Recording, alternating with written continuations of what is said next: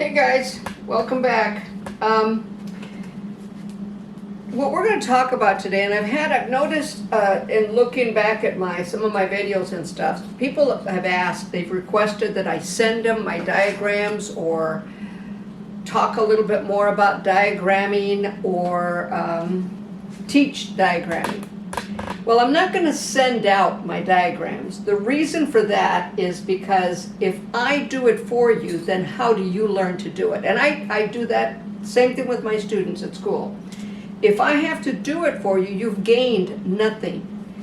So I decided to go ahead and do a video on how to diagram. Now, like I've said before, you're going to hear a ton of different terms on where they're at on the head form. What matters is, do you know where they're at on the head form? I don't care what they say. I don't care what I say. Do you know where I'm at, or they are at, or you are at on the head form to do a haircut, to do the cut that they want? And I'm going to be talking about a lot of whys. So please, if you find that you have to pause this, take notes, rehear it, then pause it, play it back, take your notes, do what you need to do to get this. Because knowing where you're at, and you've heard me use this phrase many times, I use it with my students constantly. If you don't know where you're at, how do you know where you're going? And as I've said before, I'm not here to show you, I'm here to teach you. So I hope that this works for you. I hope that this gives you a little bit more insight on haircutting. Now, what I've done on this mannequin is I've gone ahead, let me see here, I want to make sure that I've got the head straight. Okay. I've gone ahead and parted off at the parietal line, but I want to show you something. Is that perfectly clean? No, it's not. Okay? If I wanted this perfectly clean, my comb would be held exactly horizontal to that parietal line throughout. Exactly horizontal. Now, are you beginning to see where that's a whole lot cleaner? Exactly horizontal to the head form. But how do I know where the parietal line is at?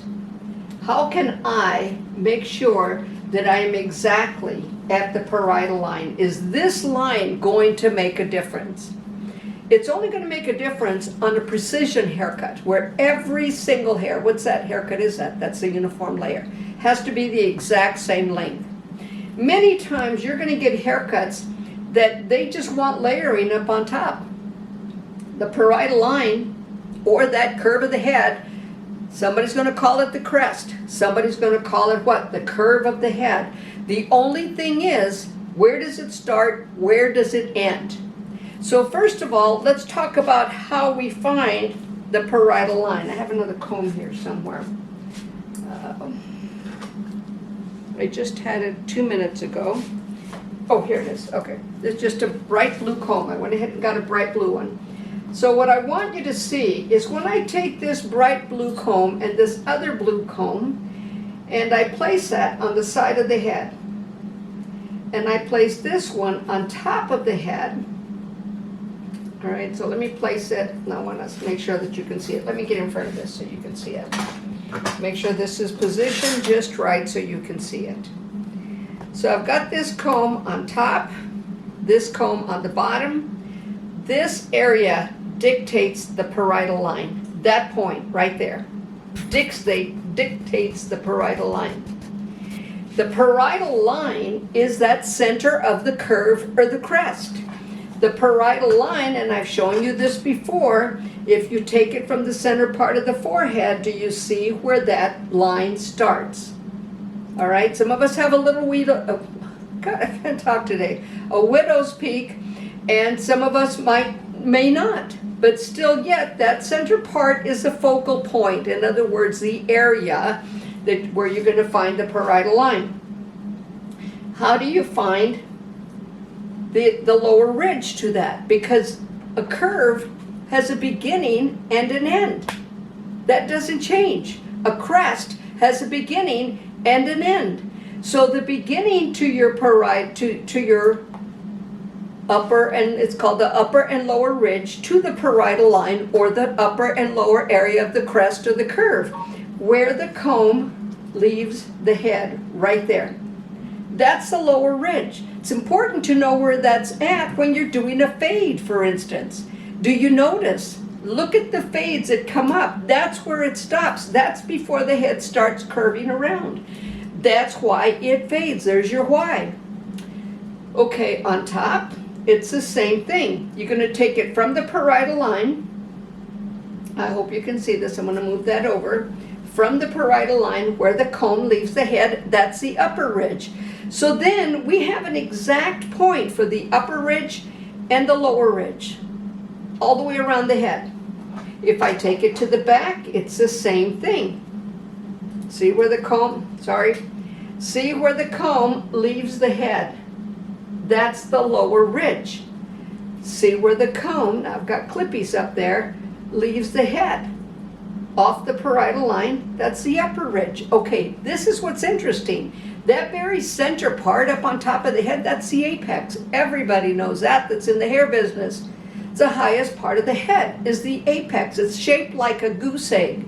It's the only way that I can describe it. But the upper ridge comes all the way around. It doesn't just go on the sides, okay?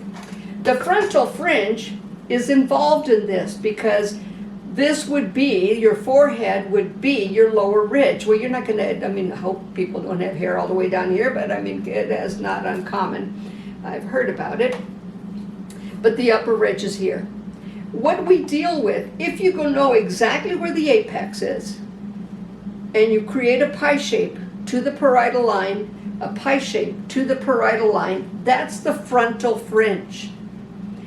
That's the area that you're only supposed to cut bangs at, not straight across and braid it straight down, because what happens, we end up with those little hairs that drive you nuts.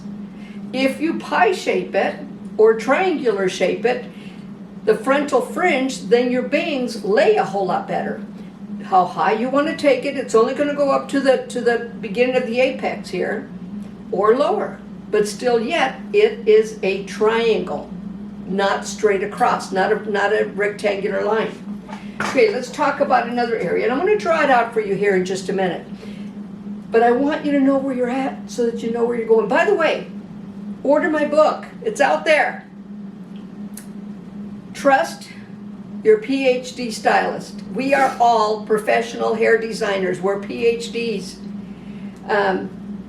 It's got as detailed as I am here about hair cutting. The very last chapter's for you. It's very detailed about color. How color happens, what happens when you combine it, what is the resistance level. The resistance level is your client, by the way. Just in short, a level 1 in product is black because it has a single level of lift. They don't tell you how much deposit it has in it. A level 1 in the resistance chart is white, because there is no deposit. That's all the color that's in it. Teaches you both ways. Take a look at it. Google it, you'll find it. It's a good read, decent read. It's got a couple chapters that I'm a little concerned about as far as spelling, but you know what happens. And by the way, Susan is Jewel, and Jewel is Susan on the chapter before the last one. Okay, let's go back. Sorry. Okay, so one thing that's talked about as well is the temporal area. The temporal area. Do you realize in a medical book, this whole area here is identified as your parietal area? Well, in hairstyling, we talk about the temporal area, and it's all of this. This is all the temporal area. Well, okay, that's a good idea. There's nothing wrong with that, to call that the temporal area. The only thing that's real about this temporal area is that it's flat. Turn it around this way. You saw me take that out, and it usually ends right at, if you measure it even on a client, it ends right at the area behind the ear, right at that earlobe. All right, so I'm going to turn it around. Oops, sorry, don't throw your client on the ground. Okay, so, that was quick. Okay, so, flat part of the head. Again, using this comb right there. It starts curving after that. It's flat. Variable things that we have to do because it is flat. Is it the temporal area? Yes, it is. So let me carve this out. And like I said, it's right there behind the ear. This is an area where people want volume. And this is where you have, initially, other than the hair on top, the least amount of hair. But is it visual to the naked eye? Yes. Everybody sees that area, that part of the head. All right, so what we do with it, the decisions that we make, all have to do. So every time I do a class, as far as what do you do? Where are you at? Where are you going? This is flat. Visually, it's flat. Is it the temporal area? Yes, but it's flat. This is the parietal line. Halfway down into that flat part of the head is your lower ridge line. Then it becomes, what, about 2 fingers up? The temporal area. 2 fingers up, upper ridge, off the parietal line. I've shown you how to do this before, but in order to find the nape, and a lot of people do the nape in this form. Well, that's incorrect, because if you section out the nape straight across from the ear, let's say from the, and you'll find out what this is in a minute, but it's called the tragus, to the other side horizontally, that's incorrect, because you are also, let me just turn her around because she's been driving that. You're also into the occipital. The occipital is where you have the most amount of hair, to include that hair on top that falls on it. This is the maximum hair it's on the head, is the occipital area. Okay, in order to find the nape, if you put your finger here, don't direct it. Do not direct it, just let it slide back. You're going to end up, and I can feel mine. See, I'm not doing anything, it just does it by itself. Do it on yourself with your finger, just place it. Don't direct it, just let it fall. Just like you're stroking your head back. You're going to feel your knowledge bone. Because what it does, I'm going to take it off the tip of the ear, and I can do it on the mannequin as well. And we're going to get a clean line. Probably not, because I'm just doing it with my fingers. But when it comes down, does it matter? Not a whole lot. All right, so I'm going to take this, tip of the ear. There you go. And when you're doing a taper haircut, a gentleman's haircut, many times, that's what they want. They want that nape taken off, and then they want that hair up at the occipital left a little longer for movement, for whatever. If they want to comb it back, comb it down, whatever. Look at guys. Look at, especially, well, not even older gentlemen. You'll see it in a lot of gentlemen. They like maybe a little bit longer. Maybe they don't want that fade. They want a little bit of style in their hair.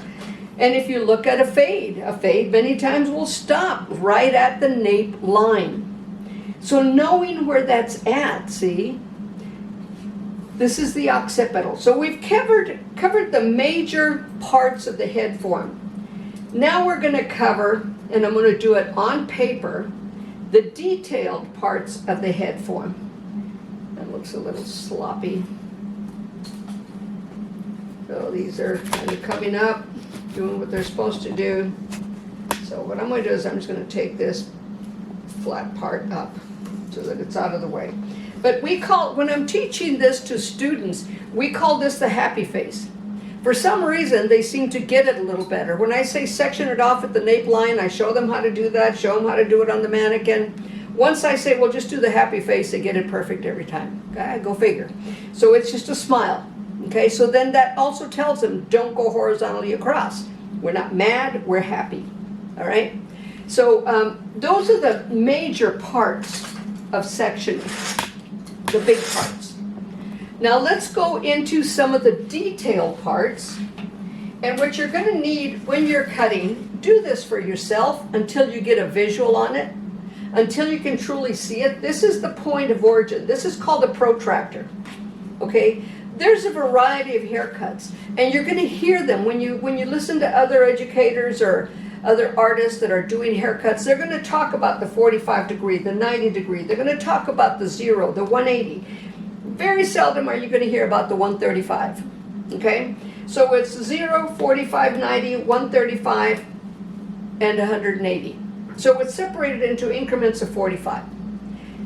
So anyways, this is important to have because this is that cell, that single cell where the hair grows. That's why it's called a point of origin. So where we put it on the head form, oh, I'm sorry you guys, let me turn off my phone. Isn't this lovely? There you go. Let me put it on airplane mode. This is kind of eating part of our time, but that's okay. All right, so anyways, it's on airplane mode, so it won't ring anymore. This is the point of origin. So if I put this up here at the very center apex, this is 90 degree from where that grows. If I take that center hair, 90 degree from where it grows. Now there's a haircut that we all recognize as stylists, it's called the 180. Well, it's called the 180 because we pull it straight up. But is it straight up from here? How about here? If it was a 180 from the center apex, it would be out. But that's just a term. Now we're talking about just defined precision haircutting. So sometimes you're going to use terms. So the 180 actually travels around the parietal line, and yet, keep in mind, the 180, if you know how to do it long, you'll know how to do it short as a flat top. Same haircut. Everything on top of the head above the parietal line, or people will say the curve of the head is held straight up. So see, there's certain terms that we use. Now, let's talk about the nape. If I hold it out in this form, and I hold this hair out at a 45 degree, it looks like a 45 degree, doesn't it? But to where it grows, it's actually a 90 degree. So how precision or precise do you want to get in haircutting? This is a visual 45 degree. It looks like it's at an angle. The head inverts in, it's literally at a 90 from where it grows. So specific areas about haircutting, watch what they do. Watch where they're at so that then you know where you're going. And it's all about form. It's all about direction.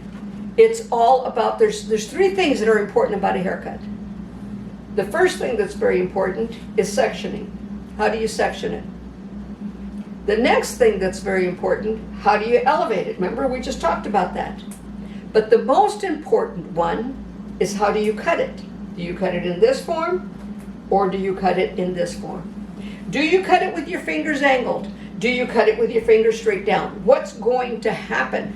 So do you see where diagramming becomes important if you want to do that exact haircut that you just saw on the video? So all of those factors, look at the way they hold the shear, look at the way they bring it down. I'm this specific with my students.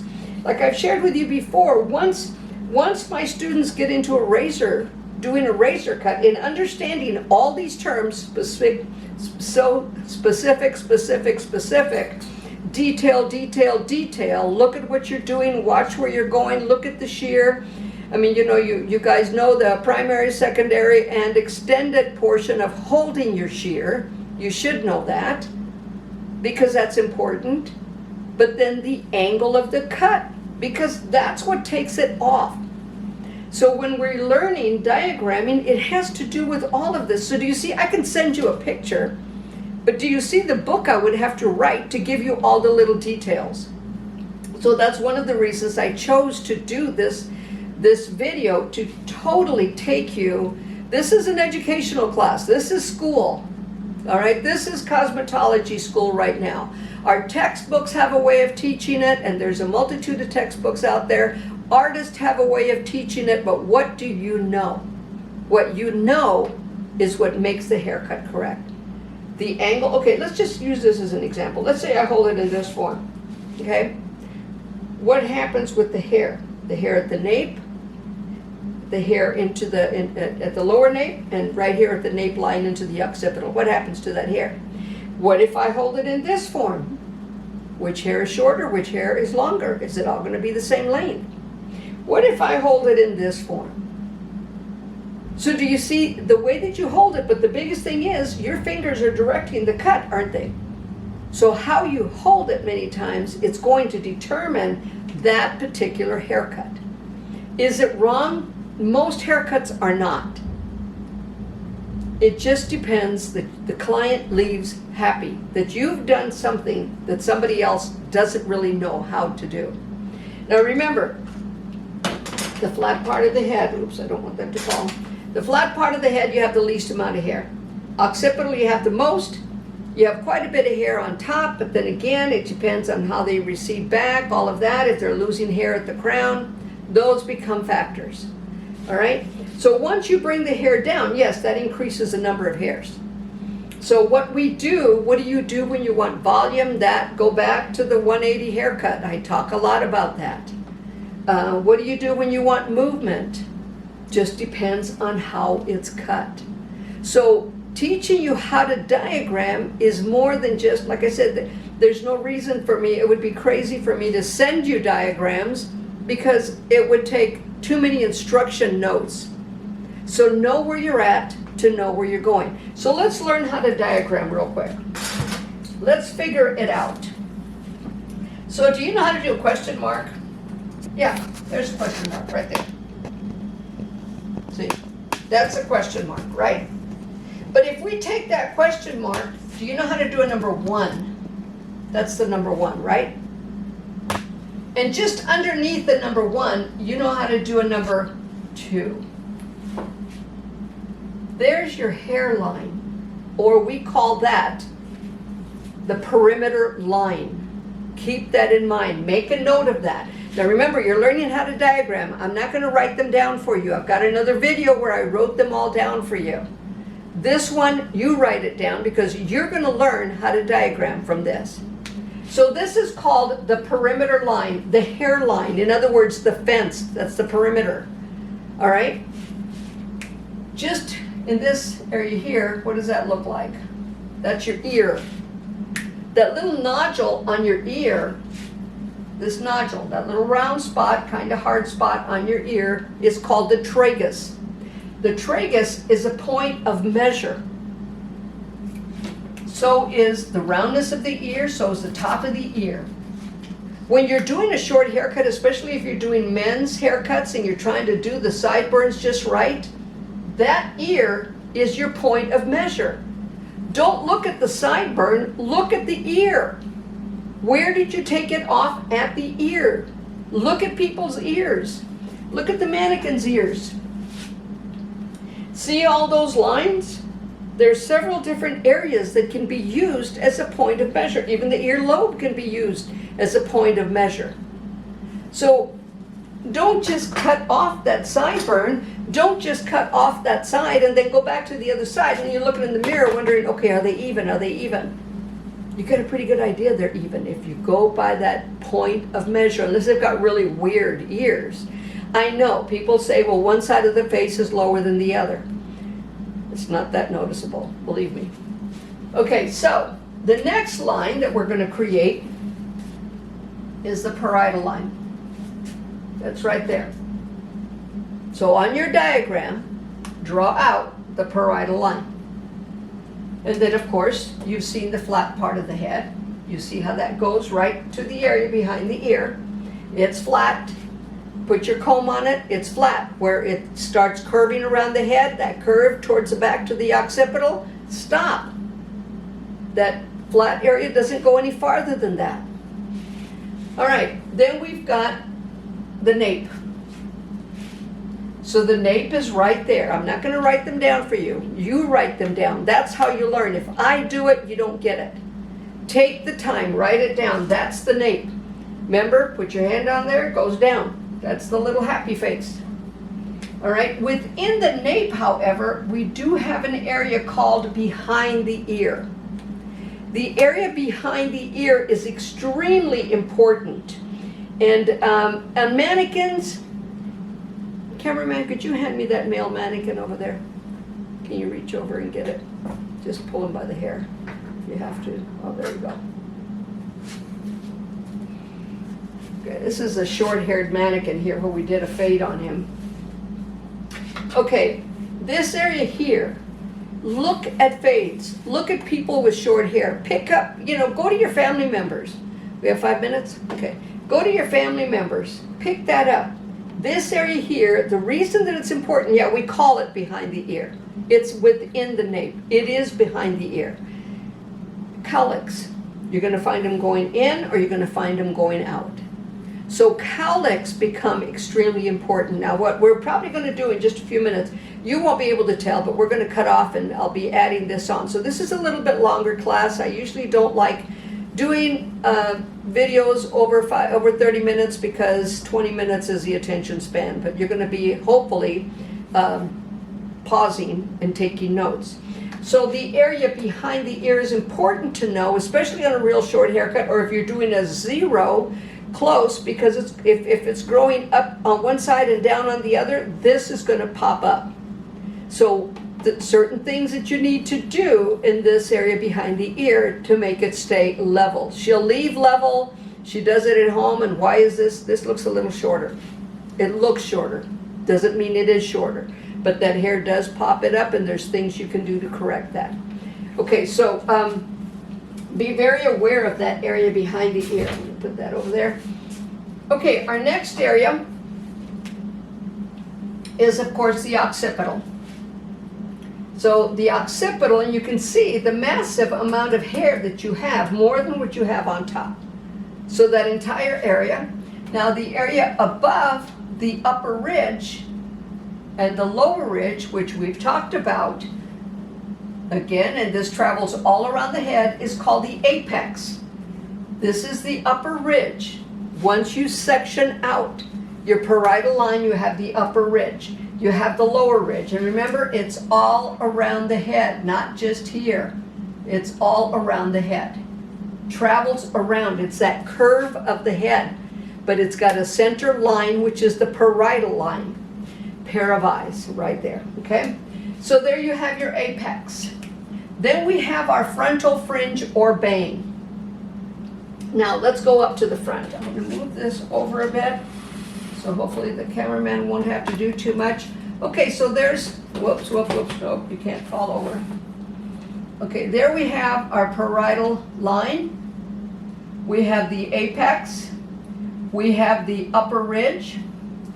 We have the flat part of the head. And of course, there's your temporal area. Here's the tragus.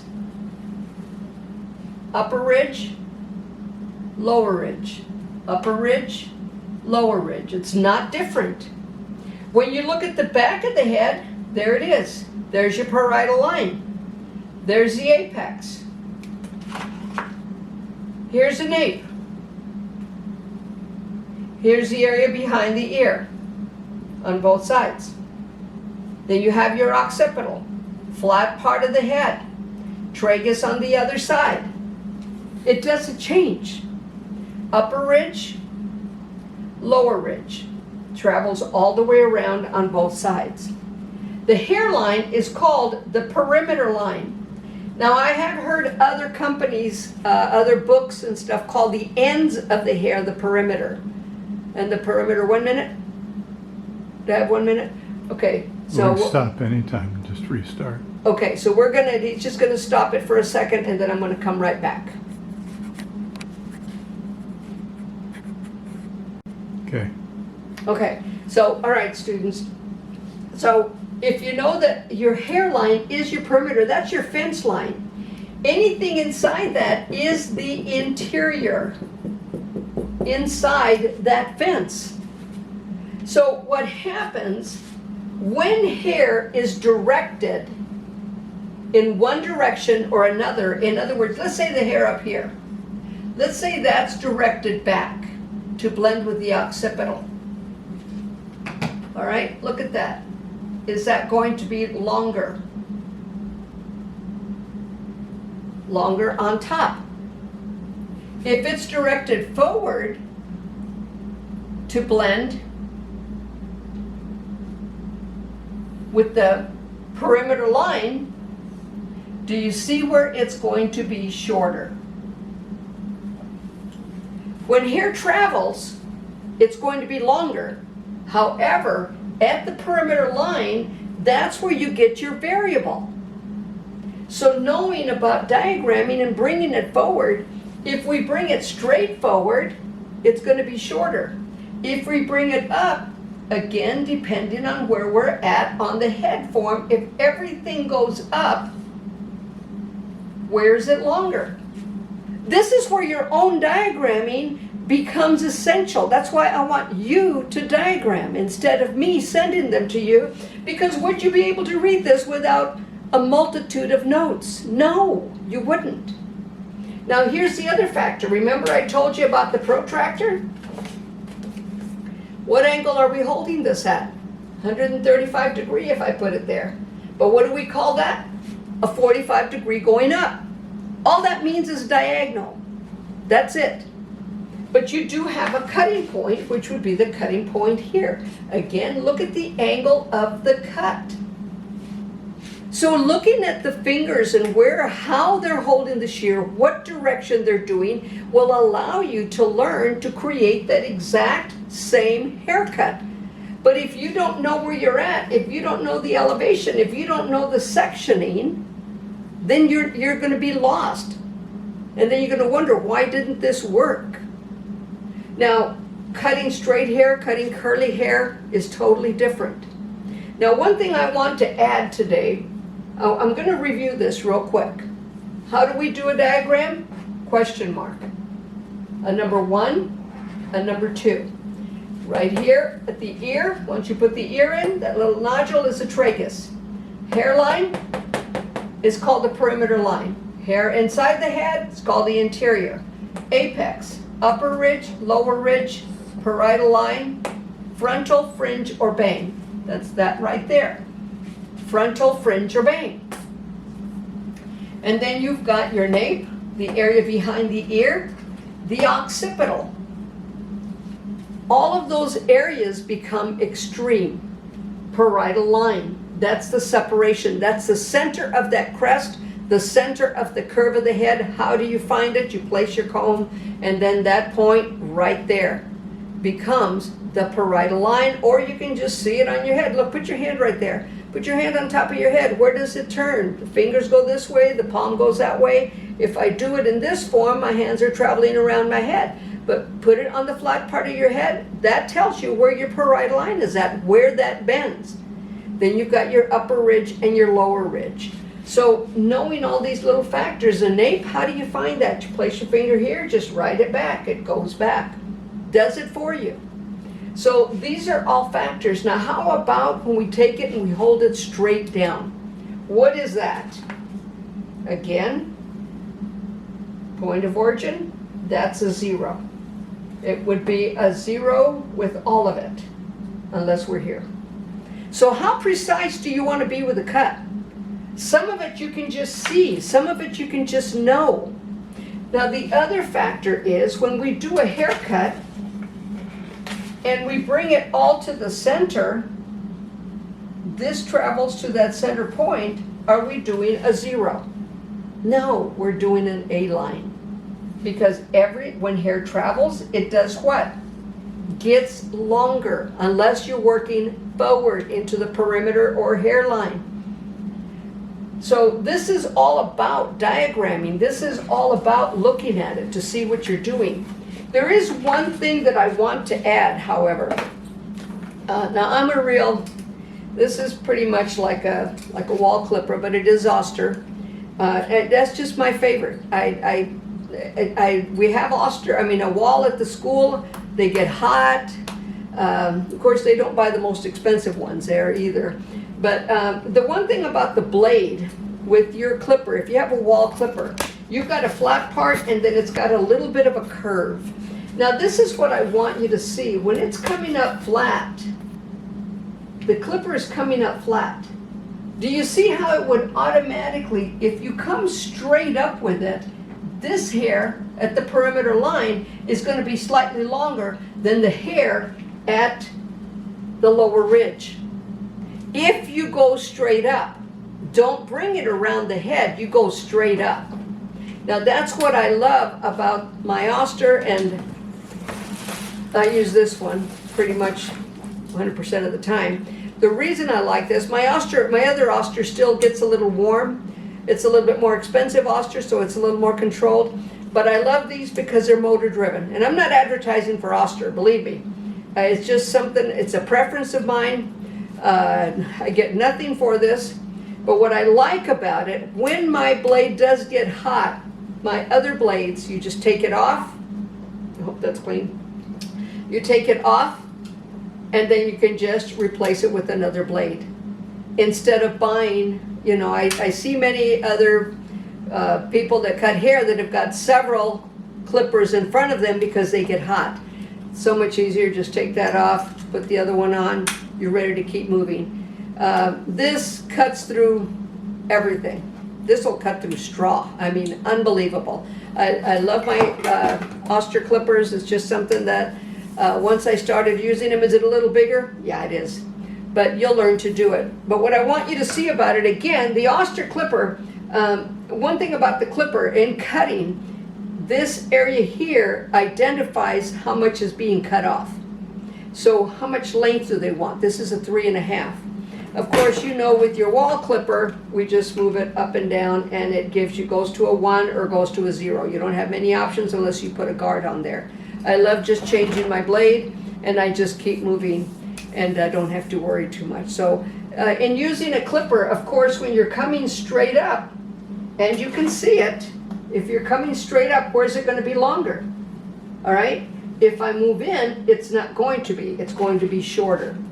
So these are all areas of diagramming, figuring out what's going on. What did they do? If they go straight up for goodness sake. If they cut straight up, cut straight up. If they do scissor over comb, the same thing. Look at the direction of the comb. If the comb, where did I put my comb? Here it is. Okay. If the comb is going at this angle, look at the angle of the comb. This is all about diagramming. Because you're going to write all these little notes down. It may seem like, what is she doing? She's supposed to be drawing that, not to. Yeah. Everything. When you're cutting a taper cut, you're going to hold the comb from the perimeter line to the tip of the ear, and you're going to hold it. Remember, you learn to carve. I have another video where I taught you how to carve. Well, that's the carving technique. You're going to start flat, curved, flat. But look at the angle of the comb. And I can't tell you with my students, I don't fight with them, but I have to keep correcting them because they want to carve in this form. You carve in this form, you're going to get a hard line that's not going to create the same cut. Is it wrong? No, it depends on what you want. All right? Now, normally I will do horizontal along the parietal line, but I take it up to the upper ridge and kind of curve the comb around a bit if I just want to get rid of that little bubble look you get there. You've seen that bubble look that you get just around the curve of the head. You're thinking, how do I take that off? Well, you pick it up with your comb, turn it, you know, so that it's 90 degrees from where it grows. So it's at the same angle as the head form. Let me bring my fella over here. So if I take this and I hold it in this form, which is what we did. See, that's 90 degrees from where that grows. So if I do it in that form, it gives it that nice blend, that nice fade looking effect. Mannequins are a little bit harder to do than clients. You're not going to see the same result. Now, many times too, when you're cutting on a mannequin and you come out, you curve out, you're going to get a little bit of a corner here. What you do is you come in with your clipper. You've got the same clipper guard. Just take that corner off at that angle. Look at what they're doing. Look at how they're holding it. All that has to do with diagramming and your note taking for this. So I hope this has helped you. I know there's a lot of details. I know there's a lot of places to look at. Know where you're at. Know where you're going. Build a good solid foundation. When you're watching a video, try and use these terms. See if it doesn't help you. Try and diagram it. Pause the video that you're looking at. I don't care who's cutting. Look at what they're doing. I'm not here to show you. I'm here to teach you. So that's why I take the time to do this stuff. I hope it works out for you. I hope you get it. If there's other things that you want to know, for instance, what is, I mean, I think we did a finger wave thing a while back. I mean, finger waves, that's just more decorative, you know, but if there's something that you want to see, if you want to see, the point is, I do a lot of models that come in. Yeah, I give away a lot of haircuts, free haircuts and stuff, but, you know, to see where you're at, because on a client, the head form is different. They've got those little indentations on their head. You got to stretch the skin. You can't stretch the skin on the mannequins, but what you can do on the mannequin is learn procedure. The biggest thing, especially in clipper cutting with a mannequin, I always teach the students once they've got the hair like about 6 inches all long away from the head, then I teach them the carving, and they take off ½ inch at a time to practice that carving technique. Before they get started, they have to take their clipper comb, the big clipper comb, and get yourself one of those. If you don't have one, you can get them at Sally's, and then just practice doing this. Doing this form only if the hair's tangled. Notice how I held my hand. Do you see the difference? It's those fine little intricacies that make the difference. Normally, I do this with my fingertips, not my full hand. All right? All right, guys, I hope that this helped you. Again, please look over my book, get it. I'm hoping that you do. Trust your PhD stylist. This is for you. I hope it worked out. Pause it, do it, use it. God bless. Where do they buy the book? Oh, Amazon or Google it. You can just Google Trust Your PhD Stylist, and it should be there. It is under Westbow Press as well, if you need to do that. That was my cameraman, making sure. All right, take care, guys. God bless. See ya.